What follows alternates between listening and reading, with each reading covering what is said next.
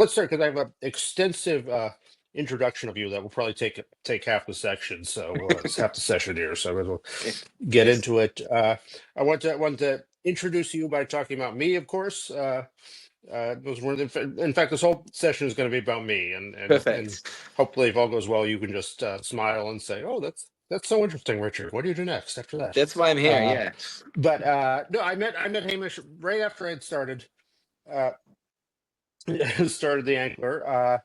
As a I started the Ankler before Substack. I'm older than you, as That's it turns true. out, and we met at a at this retreat thing. I was part of a little boot camp put on by the information uh, that I was part of. I was about to put down my paywall, and before Substack, if you uh, this newsletter contraption, it's the oldest thing. It's just an email, but uh, bringing together your membership list and your payment process and where you would write was shockingly complicated and cumbersome. And so I was putting together my stack, as they called it. And that's what we call it up there up north. The technical it was four systems that had to be put together um, that didn't really connect. So something like 20% of the people that bought subscriptions to me, their name never migrated to the list. It was, and about a third to half of my time was basically just doing technical support and customer service. And I was at the retreat, and these two brash young fellas were talking about this new thing they were about to start. You were maybe a month or so away from launching it at that point. Well, I No? guess I don't know if it was 20. Was it 2017? It might have been. Yeah, it might have I been think just. so. Yeah. I think Bill Bishop had launched because I remember telling people Bill that Bish. we expect about 10% of your. We thought maybe 10% of your total mailing Yeah. list might convert to paid subscribers, and we're like just throwing that out there in the dark based on this one experience we had. So it must have been just after the first Substack launch in late 2017. Yeah.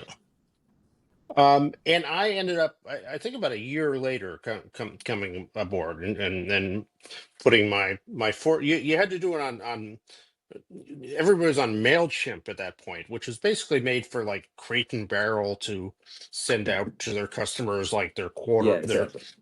here's our big white sale or whatever. It was not made for like individual, and very, very cumbersome and difficult. And when I moved here, suddenly I was doing the thing that I dreamed of, which was just being a writer, and everything else just happened seamlessly and easily. And that's when I really things really started to take off. So thank you.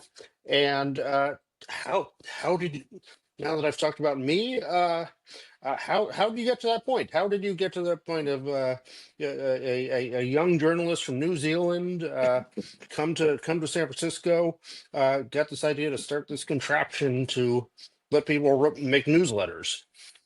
Yeah, well, first thanks to you because you are one of the early publishers and a really prominent, credible name using the platform, and we're able Mhm. to help us tell the story of why a system like this is helpful to writers. Because what we were trying to do, especially in those early days, but have always tried to do, is take all the bullshit off the table so you can just focus on the work itself. A lot of one of the taglines we used in those early days was, "We take care of everything except the hard part," and we know Yeah. that journalists especially don't want to spend time thinking about their technology stack and don't want to think about what's the perfect business model or what's the perfect pixel placement. They just want to do the work that they believe is important. So thanks for Actually, we exemplifying don't that. want to.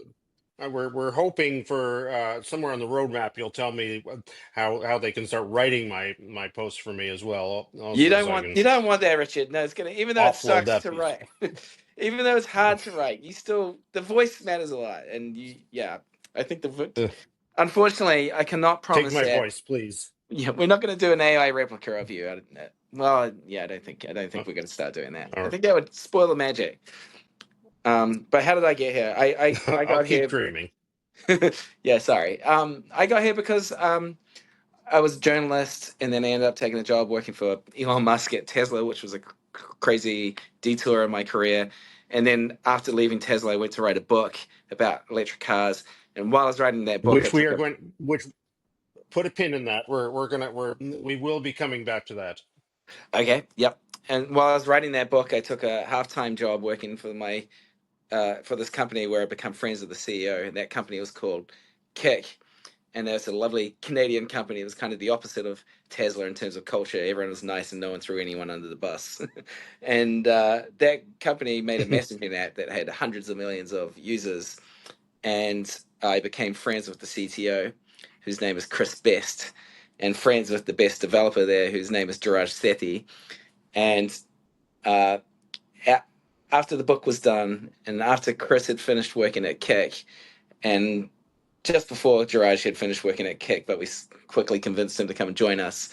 Um, Chris and I got started talking about Substack, which is based on his sort of complaints about how the media system was working, which he expressed in a piece of writing that he shared with me for my feedback. And I said, "That's great. This is an awesome piece that accurately describes the problem in the media system. But what people don't know is what's next. Like, what's something that can fix this?"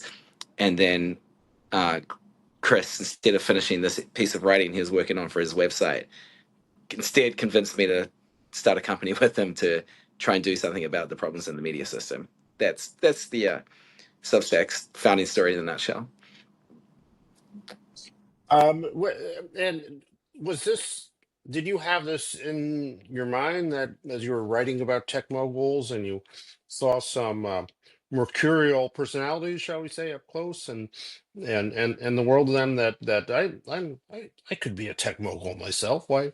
Mm. Uh, you know, No, I did what how did this lifestyle this life or the idea of taking on this project how did you come to think that was something for you? yeah. So for before working for Tesla, I worked for a publication called Pando Daily, which was writing about startups and writing about tech companies and writing about founders. And one of the areas that I focused on while there, because I was just working out of my spare bedroom in Baltimore, and it couldn't really cover inside San Francisco, inside Silicon Valley very well there. But I did care a lot about the future of media and the future of journalism and journalism itself. And so I write about all these tech companies that were coming to save the media and always fell short just a little bit, despite having some very good ideas, despite having some promising early progress. So I was always interested in like what tools and infrastructure might technology companies build to actually help journalism rather than exploit journalism. But I wasn't interested at all in being a founder or being a startup guy or being a business person, partly because I'd written about these people and seen what kind of life it was like for them. And it's a stressful life. And you're living this life now as well, Richard. It's a stressful life and it's like hard to switch off from this thing that you're building. And you have to like carry the expectations and weights of all these other people who are invested either in the company or the product you're building. And so I wanted to be like a freelance writer again. I wanted to go back to just being a freelance journalist and hopefully writing some books and hopefully figuring out some other ways to make ends meet.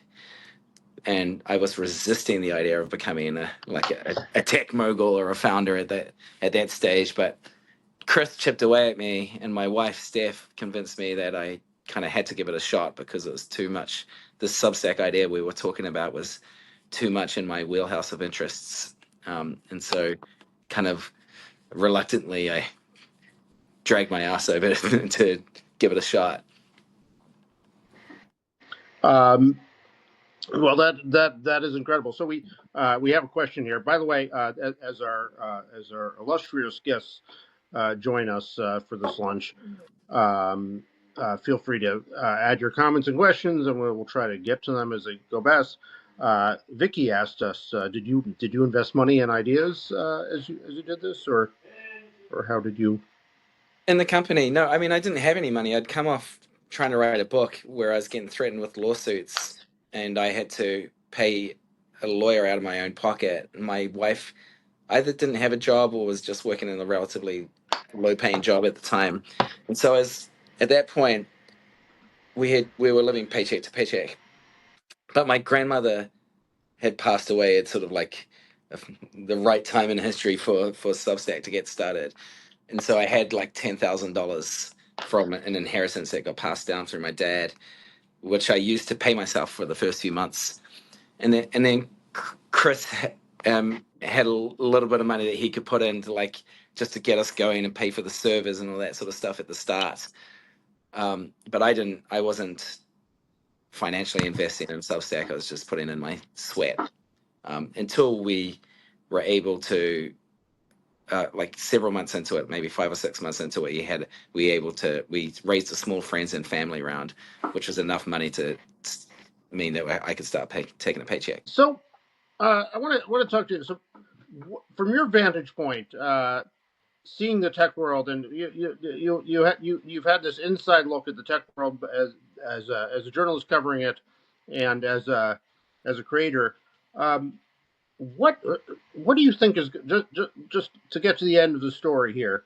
Looking at what's happening in our culture and Washington, like what's your understanding of this moment that we're living in, and how the tech bros of your acquaintance, and one in particular of your great acquaintance, like what is your feeling about this moment, and how they're all ascending to this position now?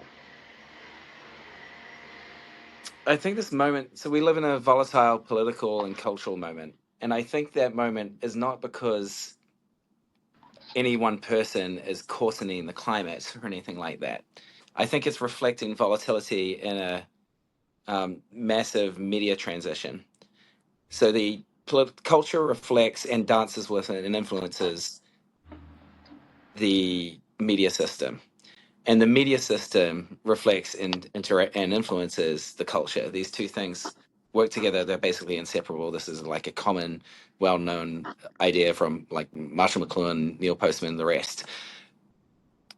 And I think what is happening is that the internet, there used to be a traditional media system with these trusted institutions where there's official voice and official narrative, and there are only a few of them, and only a few voices could get let in. It was a quite elite structure, and political power had to lock in with that. And the political elites knew the media elites, and they used each other and succeeded in this quite rigid structure. The internet came along and messed that all up, and the internet started breaking the old institutions. And so Craigslist came along, took all the classifieds. Google and Facebook came along and won the ad business. Streaming services now like kneecapping regular television. And what has happened is that we've got towards something that looks like maybe a democratization of media, but hasn't been completed. So everyone can have a voice now, but the economic power hasn't been distributed. It's still concentrated in the hands of a few kings. And so we have a kind of a weird blend between the old centralized system and a decentralized system where the voice is decentralized and distributed, but the power is still centralized and concentrated. And in this kind of transitional moment where that stuff hasn't been figured out yet, chaos rules. And so if culture and the media systems are dancing together, influencing each other, then it's not really surprising that the winners of the chaos media system, like Elon Musk, like Donald Trump, are also like have outsized power in the political media in the political system. And so I think what we see in our culture and in our politics is directly representative of this transitional state of the media system or the information system, how we all understand the world and think together. And what needs to happen is for something like Substack to come along. Substack, and there are others as well, like Patreon's like this, Twitch is like this, Ghost is like this, Beehive is like this, where you not only democratize the voice, but you democratize the economic power so that a new structure might emerge and solve the problems that traditional media is facing, which are business model problems. I often say like traditional media has a physical illness and social media has a mental illness. So if we can solve the traditional media business model problem by giving people a way to sustain quality, trustworthy, direct relationship media, then we might also be able to help solve social media's mental illness by creating the structure where trust is actually valued and where the things that are rewarded are not just what is sensational or what leads to more conflict or what divides. And so someone like Elon Musk really succeeds in the chaos media system where you are rewarded with power for captivating any kind of attention, whether it's good or bad, positive or negative. But in the Substack system, where the types of behaviors that succeed are behaviors that reward trust established over a period of time, in the form of a subscription, you get a different set of behaviors, a different set of content, different types of heroes, different types of leaders, and a different culture. And so I actually am long-term optimistic about where the world is heading in terms of culture and media. But in this moment, it's like a very painful, very volatile transition. That is a great summary of where we are, and explains a lot about our place here. I want to get back to some particular tech bros of your acquaintance, but I've talked recently about talked about kind of the Substack versus the Spotify models for creators, which it really makes it how revolutionary what's happening here is, because we've had this time for the past 20 years of democratizing voice. What I always tell a story, when I was a young reporter, if you had if you had an opinion about a movie you saw, like, you could tell your friends, you could, if you're really ambitious, you could publish a zine and hand it out, but that was it, until you were at the top of your ladder, and the internet came, and suddenly anybody could say what they thought about this movie. I think it was this democracy, but as you say, these other forces sort of took control of that, and it became that is why we've had this kind of horrible couple decades, that we were all sort of working for them, and you're creating something, and they control. You get a sliver of the benefits that accrue to you from whatever you create, if that.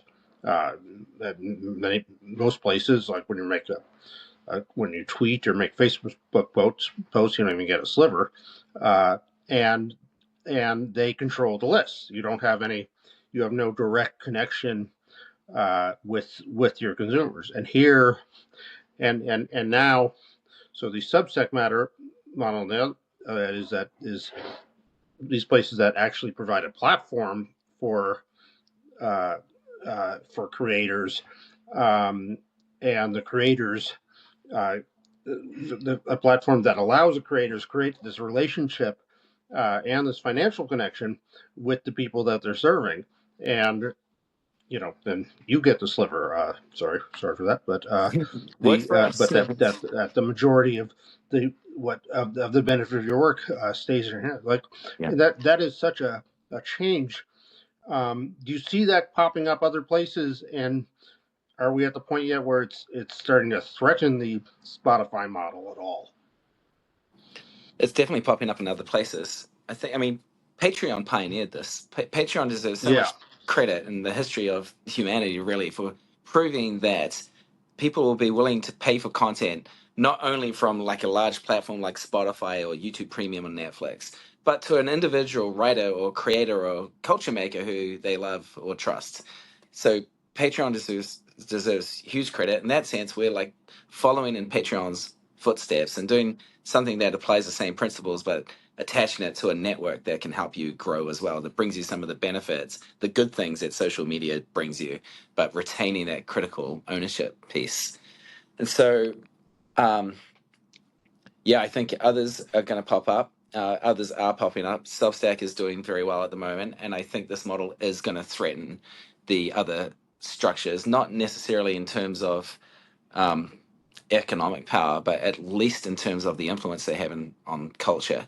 So traditional media is suffering because of its business model problem. Its business models were devised in 100 years ago or 200 years ago for a different context.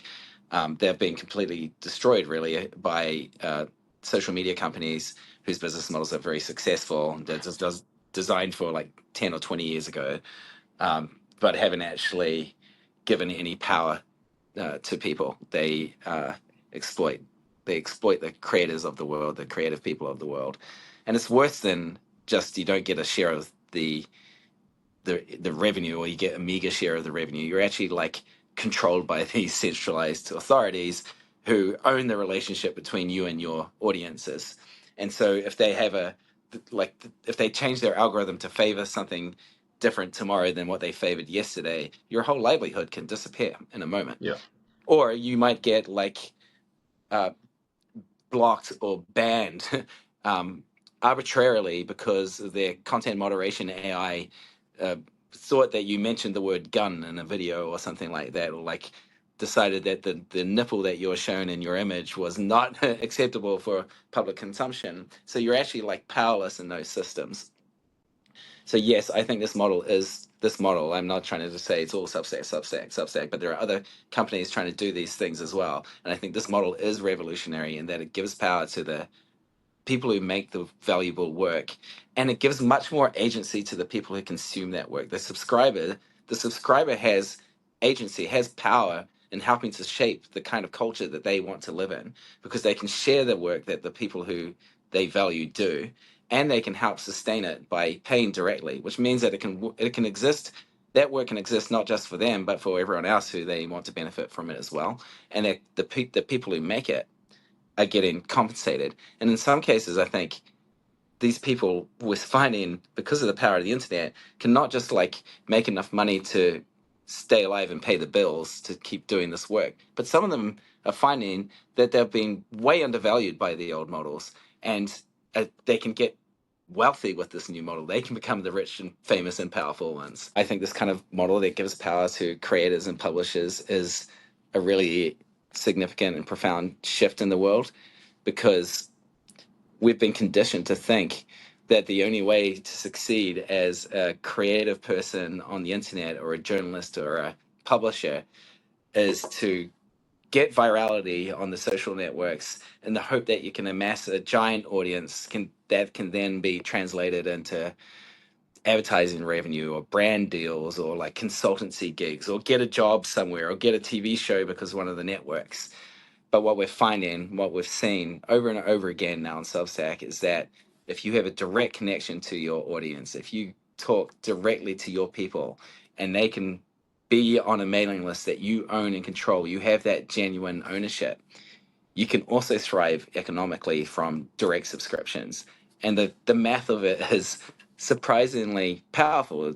A lot of the people like Richard are used to speaking to audiences and publishing to audiences of hundreds of thousands of people or millions of people. And in the old model, maybe that would translate into a salary from the New York Times or CNN or something like that. And in the middle world, the social media world, maybe that translates into Coca-Cola wanting to put its name, wanting you to talk about its latest soft drink in an Instagram video.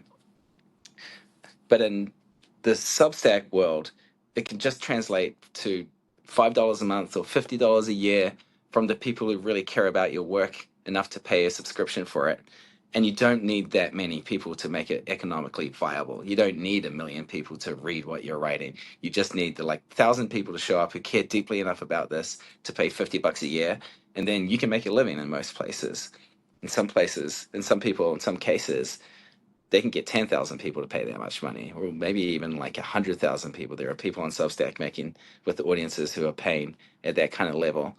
And in that case, those people can start to really build economic power, which gives them the option to buy a nicer house maybe, or go on more holidays, or have nicer meals with their families. But it also maybe gives them the power to build the next institutions, start hiring people, start doing what the Ankler is doing, and bringing more people into the fold to create their own publications, and letting them share from the knowledge and the power that you've accrued, letting them share in the editorial resources, letting them share in the marketing resources, that kind of thing. And through that way, I think the media can rebuild and a new type of system can work. So I have to go from the sublime to the mundane here because we cannot let this go by without talking about your history with the man of the hour here, Elon Musk, and I just need to dying to hear your insights on him. And can you just recap your history with him and how all that went, and tell me your thoughts of what's happening here. Yeah, I mean, Elon's an incredibly interesting and difficult person and a really important historical figure. The reason I got involved with him in the first place was I was at this publication, Pando Daily, I mentioned earlier in the conversation, writing about tech companies and writing about Tesla a little bit and SpaceX a little bit and Elon a little bit. And also writing about another one of my beats I gave myself was to write about policy and Washington, D.C. government politics and tech and and startups and how they intersected.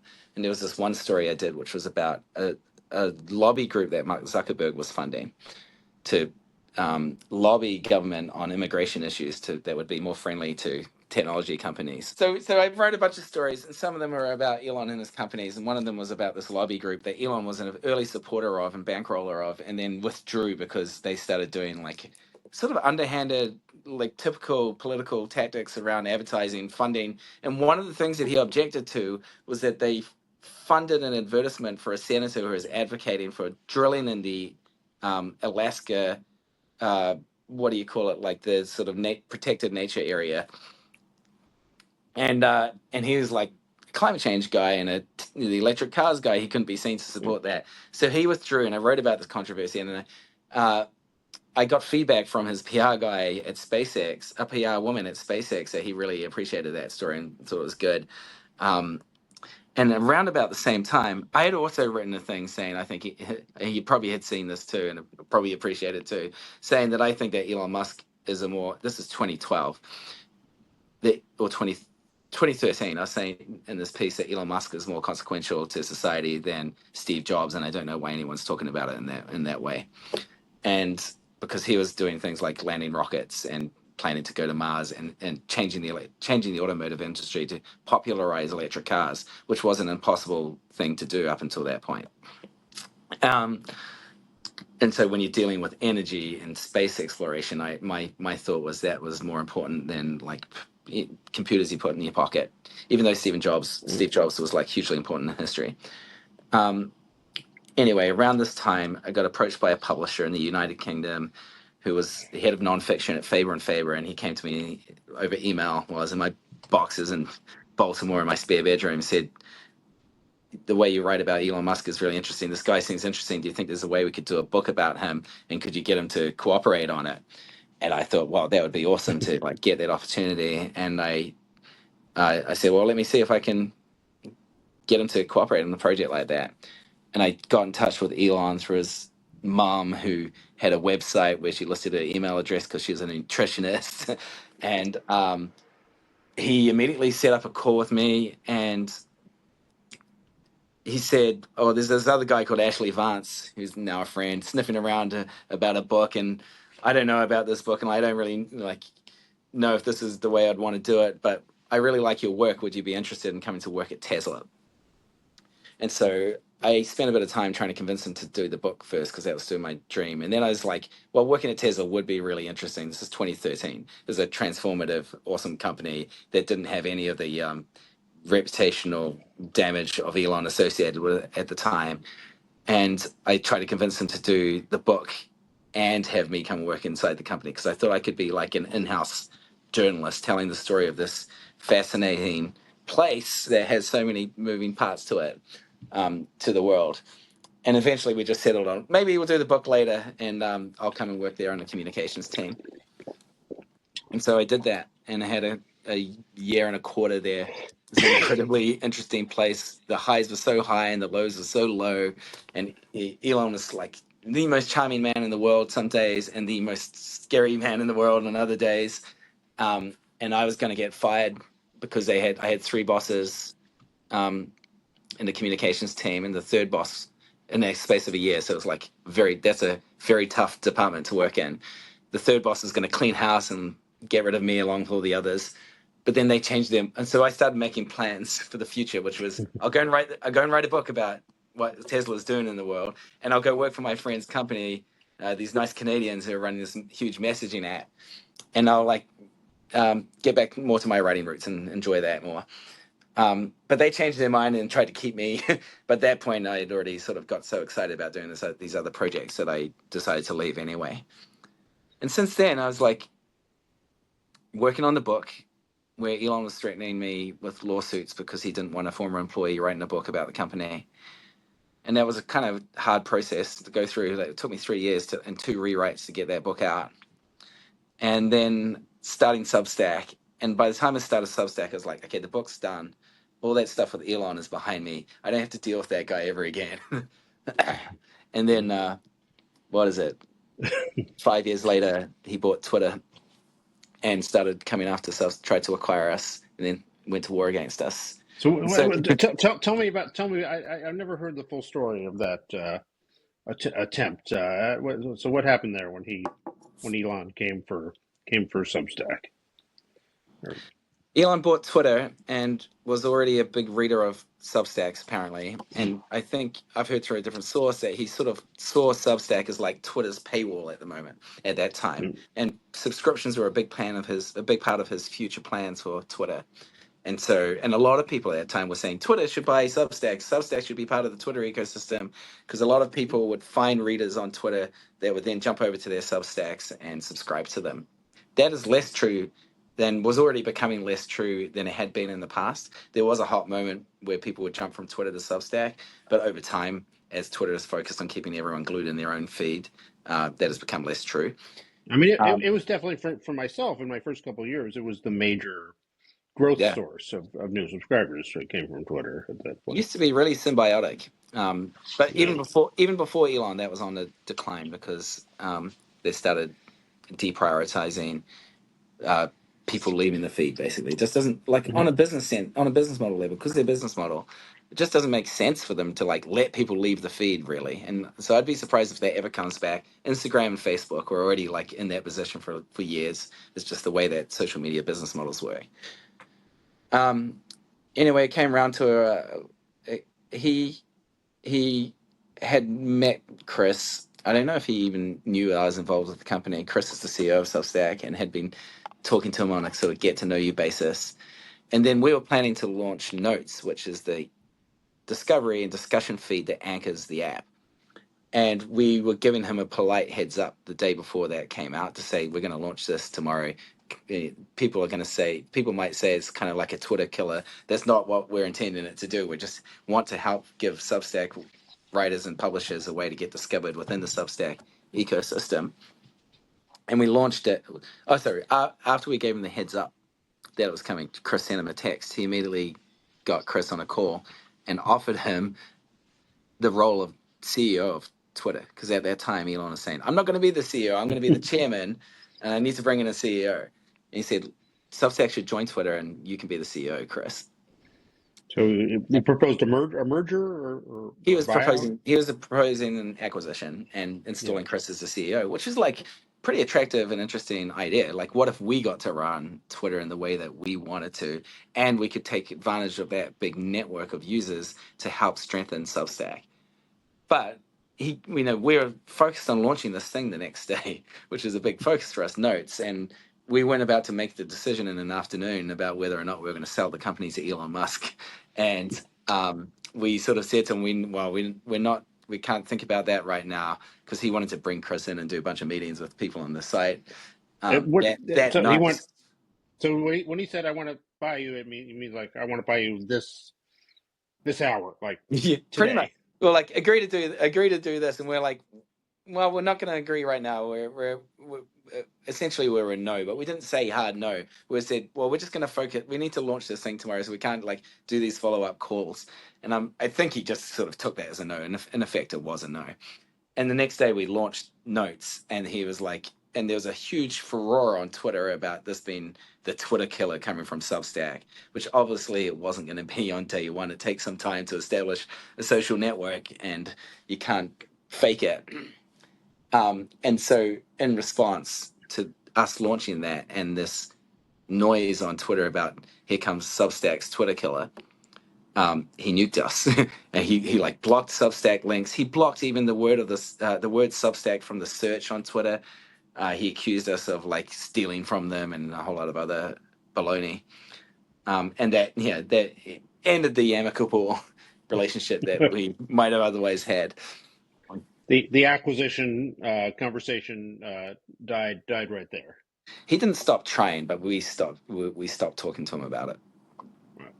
Um, so knowing having had that long colorful history of him, how do you understand this personality? How would you, if you were setting him up with a friend, or how would you say, "Why don't you meet my friend Elon?" What how would you describe him, or what's motivating this person right now? Oh, all the things that people say. He's like a bit Aspergy. Um, he's incredibly smart. Anyone who says that he's not smart or not competent is going to lose against Elon Musk. He is incredibly fucking smart, and at the tiniest engineering detail level. I've seen him arguing in a room just before Tesla was about to announce new cars about whether they should be using ceramic ball bearings or steel ball bearings, and like what the effect that would have on the car's top speed. And engineering details get way more in the weeds than just that. But he can go, he can. I've seen him fighting with John Carmack, the founder of Oculus, on Twitter about why SpaceX's design for fins for landing rockets was actually going to work, and why John Carmack's assumptions about how that could never work were wrong. And that was before SpaceX ever landed one of those rockets. He knows this stuff inside and out. He's incredibly intelligent. I don't think he's not socially intelligent. He doesn't do very well in at holding on to uh, friendships or relationships, and he can have moments where he's extremely charming, but he also has moments where he's explosively unpleasant. And I think it's reasonable to view a lot of his behavior through a lens of narcissism. And there are different types of narcissism. It doesn't always show up in the same way. Like he's still vulnerable and very emotional about certain things. But if you think about whenever he thinks about Tesla and SpaceX, for example, um, as his children, like it has a much emotional commitment to those companies as he does to his children. And his love for his children is not fake. That is real love. And so when he feels like his companies are being attacked, he responds very emotionally. And he was bullied in high school, and I think he's had this attitude that he's not going to like be the victim of bullying anymore, and if he's going to like fight back, he's going to make sure he wins. And so it tends to become an all or nothing, very explosive type of conflict that he gets involved with. And then yeah, lots of things, lots of he what he has achieved is absolutely amazing. It's not that he started a car company that succeeded, that in its own right, in America in the 2000s. I mean, other guys founded it, but he came in and took it over and he made it in his vision, basically, and kept it alive out of his own pocket. That he did that alone is unbelievable. No company had done that since Chrysler in 1925. And that was an electric car company is even more amazing. Like the whole force of the automotive industry and its regulatory capture is pointed against that working. And he made it work through grit and intelligence and through inspiring people to come and work on this major project. And then he's landing rockets on their launch pad. Like it's hard to make a rocket. It's hard to make a rocket company. It's hard to make affordable rockets. It was impossible until he did it to land a rocket, to reuse the rockets. And these achievements are like out of this world impressive, especially in the types of environments that he made them. Um, and then I think, the way he's turned and like some of these dark behaviors that are emerging They didn't happen in a vacuum. I think he has a right to feel like he was unfairly treated and persecuted in some senses by the media in some cases, and actually by the Biden administration. Like they did some things that were just hostile to him. Like they had an electric car summit, for example, where he wasn't invited, and they instead praised Mary Barra, who's the CEO of GM. GM is the company that killed electric cars. They had this Yeah. popular, loved vehicle called the EV1, which is like a concept vehicle that Elon himself loved, and then they killed it. Because if that thing succeeded, if electric cars succeeded in that era, it was going to be very bad for GM, whose entire business is built around a different product. And so I think enough of these things probably stacked up for him that he's going to be like, he probably got to a breaking point where he's like, fuck it. Like, they're not only are they not like appreciating the things that I've helped bring into this world, which are objectively good, but they are like attacking me and making a villain of me. But he hasn't helped himself along the way. I mean, he's done some crazy shit, Yeah. and Twitter has been like one of the reasons that like he's gotten himself into all this trouble. Like the So, cave rescue in Thailand, where he called one of the experts a pedophile, like is like one of the most infamous moments there along the way. so just looking inside his personality, as you know and have seen it, how do you think this whole journey, this trip, this voyage he's on right now with taking over the government or whatever he's doing, how do you feel like in your gut that all this ends for him? I don't know how Like, it ends. He's really all in. And the way I think he's seen it is he has these major ambitions and goals uh, that require a lot of things to go right for them to really work, and they're like humanistic goals. He wants electric cars to be the dominant form of transport, and he wants a clean energy economy for the world based on solar power. He wants, whether he agree with this is a good idea or not, he wants to colonize Mars to extend human consciousness, and believing that consciousness is the only light of the universe that we know of, at least the only way to interpret the universe. So he really believes, like whether or not you care or believe that like multiplanetary, making humans multiplanetary is a good idea, he really, really, really believes that that's a good and important thing, and that there's an existential risk to humanity that's too great otherwise, and so that this only like consciousness we know of could be extinguished.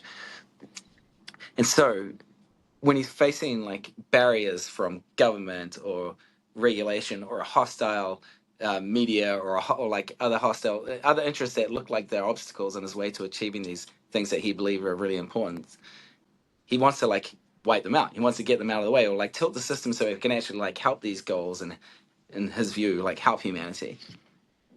And so I think that's why he's decided the system before was broken and not working in the way that he hoped it would, and that one way to address that would to be get involved himself. And like there aren't that many options for actually coming to power in America, but one of the options is to take over a political party, because there's only two that really have a shot at ruling. The other party had already proven that they weren't really going to be very receptive to him. The other, and then this party that is a reconstituted Republican Party built around Trump's way of operating, his way of thinking, was a little bit more of a fit for him. But now he's so all in because of the way he's conducted himself in public and on Twitter especially, that I think he like in a foolish way like backed himself into a corner. If there's a new president in 4 years' time, um, and that's not JD Vance, or not someone sympathetic, innately sympathetic to Elon, I don't know what he does. Like he's going to have to scramble and reinvent himself, or like um, play a different type of role in society, and like maybe his companies and all his ambitions are actually going to suffer. so I just want to respond to some people in the comments. People think we're being too nice to Elon, and I don't think that at all. I asked Hamish, as one who knows him, for his insights on this personality and this character, trying to understand what is driving this person who is unfortunately, in my view, very influential. So we can pound the table about Elon is awful, and I'm happy to do that where I want. But I'm grateful to have your insights there. Yeah, I mean, Uh, I mean, even if your goal is to defeat the power that Elon Musk is accruing, then you better understand him, and you better not underestimate him. You can't just like shout fascist louder and louder and louder and think that that's going to yeah, work. Actually, he thrives because of the social media system and the way it interacts with culture, as I was describing before, where you win if you get attention of any type, positive or negative. If you just keep on giving him the social media version of negative attention, you're actually empowering him. You're emboldening him. It will help him solidify support among his existing power base and maybe attract new people, and it will make it you made weaker in that sorry. attempt to make him weaker. Okay, let's get back to with 10 minutes remaining. Let's talk about us again. What's important here? Um, Going back to what we talked about in the creators revolution and what we're doing here, which if you want to defeat Musk, if you want to restore some meaning to this world, is what I think is the pathway to do it. What I really think is different about what we're doing, we were getting at before, is that that ability to connect directly with your readers, that Substack and these other create these other creator tools give us that you don't have on these large platforms, mean that for all of us who are publishing here, which I think is a lot of people in the audience, um, the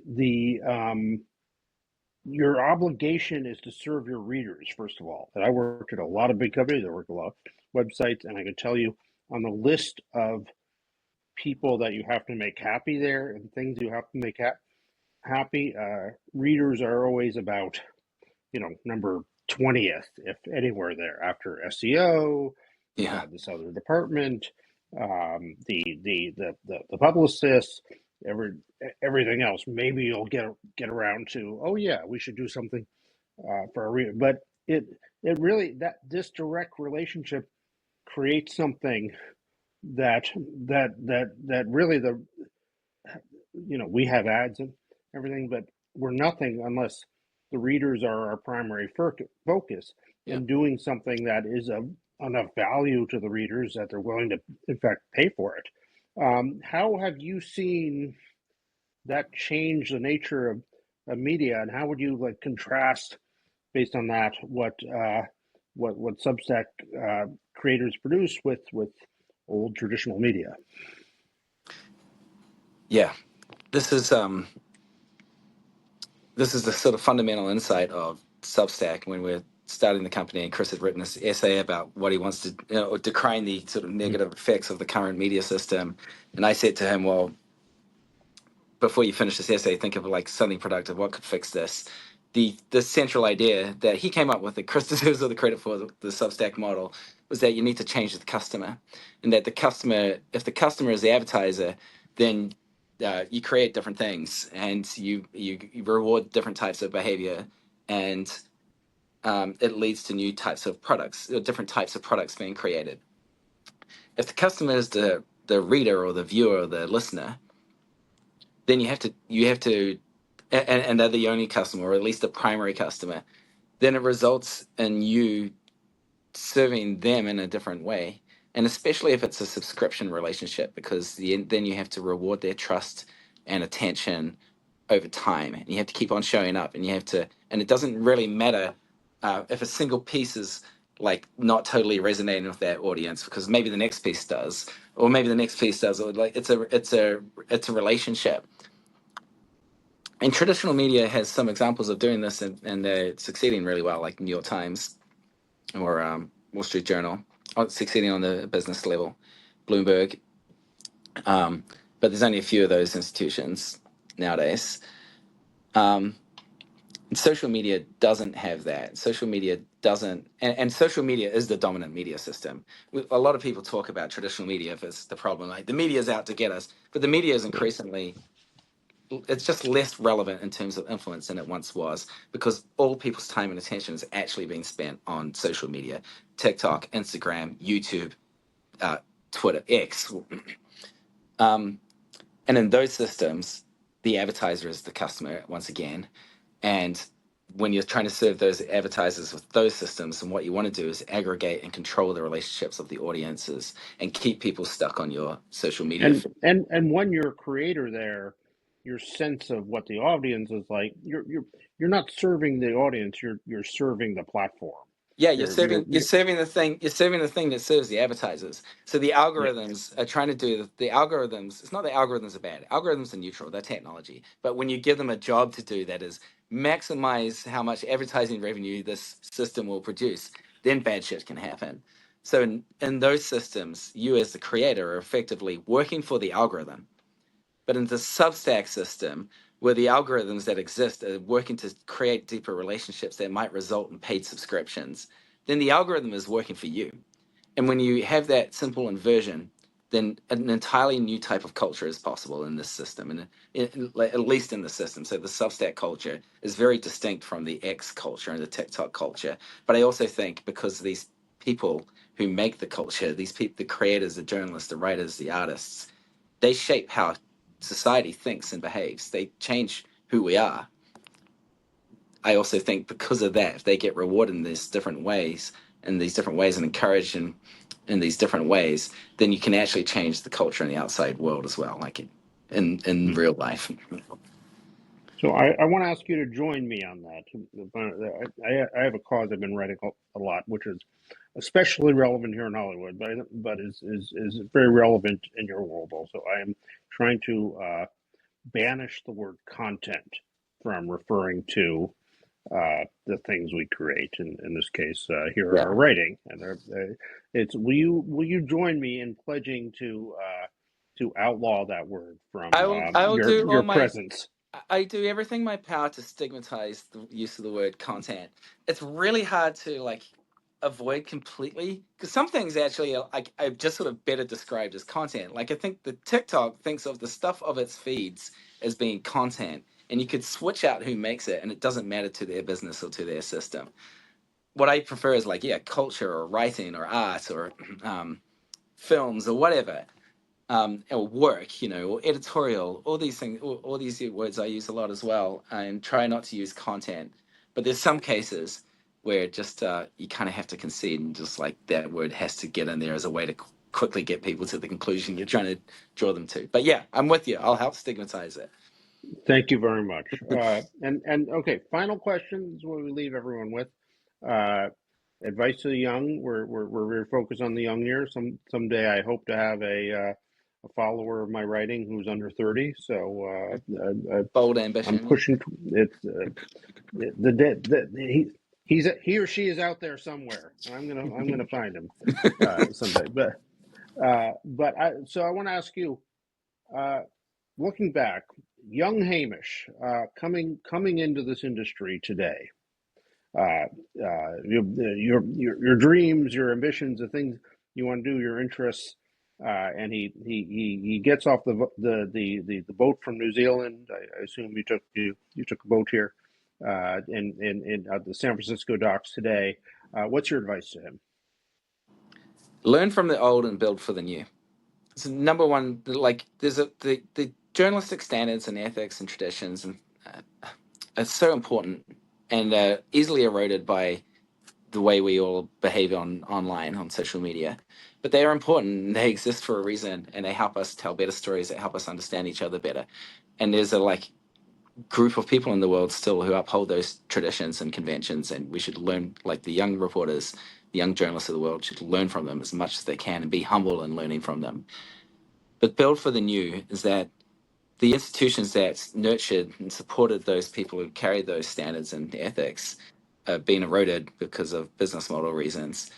And building for the new means making sure that you have a direct line to an audience who cares about your work. And that the way to get that and protect it forever is to build a mailing list that you control. And then that mailing list will give you power no matter where you go to build next, whether it's getting a job at some other institution who are going to appreciate that you have an audience and they've proven that you can build an audience, or if you go to build on social media and you're like trying to build some big thing that eventually turns into like brand deals, or if you want to start to make money from that audience by through direct subscriptions on something like Substack or Patreon or something like that. No matter what your path is, having that audience that you own the relationship with and that's on a mailing list that you control and no one can take off you is it's a fundamental for the future of anyone doing journalism. Yeah. Well, thank you. A wonderful conversation, and thank you for all you've done to help me build the business, and thank you for talking. And we're gonna ask you to come back again here soon. So Thank you, Richard. And thanks for building the Ankler, and thanks especially for building it on Substack. It's always a pleasure to work alongside you. it's been great growing up together. We'll talk to you soon, and thank you all for joining us and having lunch with us today. Bye Thanks. bye.